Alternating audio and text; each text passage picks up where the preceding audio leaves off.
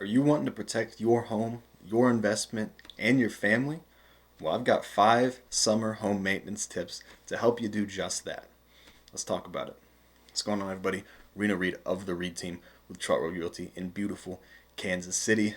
And it's starting to warm up. It's not quite as hot as it was last week, thank God.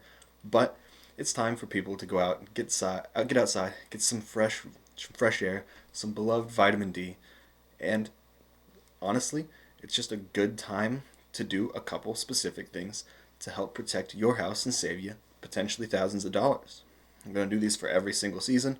So if you're interested in the spring one, just because it's next spring when you're seeing this, or whatever the case might be, I'll have a link to that in the description as well.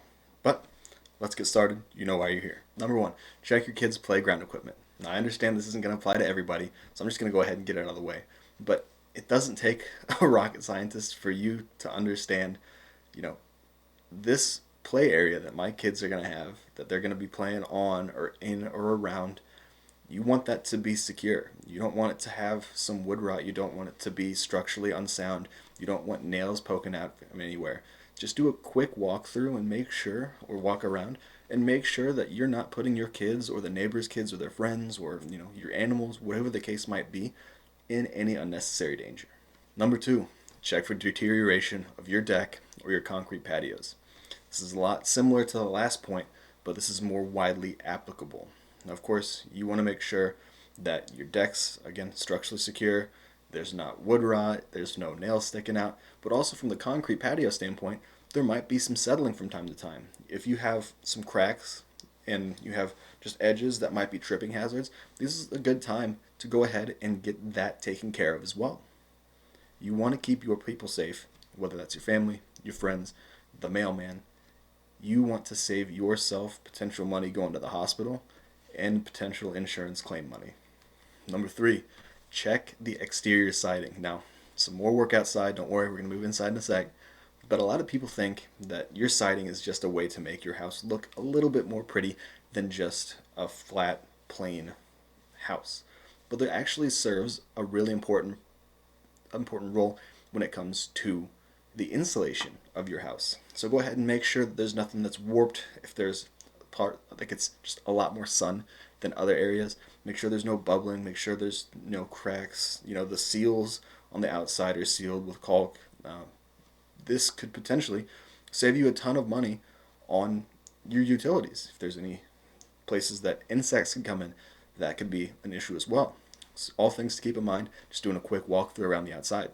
Number four, now we're on our way to the inside of the house, and that's to check all the doors and windows and make sure those locks are functioning. If I have to explain why you want to make sure your window and door locks are functioning, I have some questions for you, but these are obviously points of entry for potential burglars. And if you have, a fire or something where you have to evacuate the house, you want to make sure that these still open. So if you have doors or windows that won't lock, you might need some adjustments. You might need a new door. There might be settling somewhere. But also if they don't unlock, there's a number of reasons why you might not be able to open something. If your window's painted shut, you see it a lot of time on flips. But, try to figure out what the issue is, why it won't open, and address it. Sometimes that might take replacement. Hopefully not. Hopefully doing this once a year will help save you from that headache.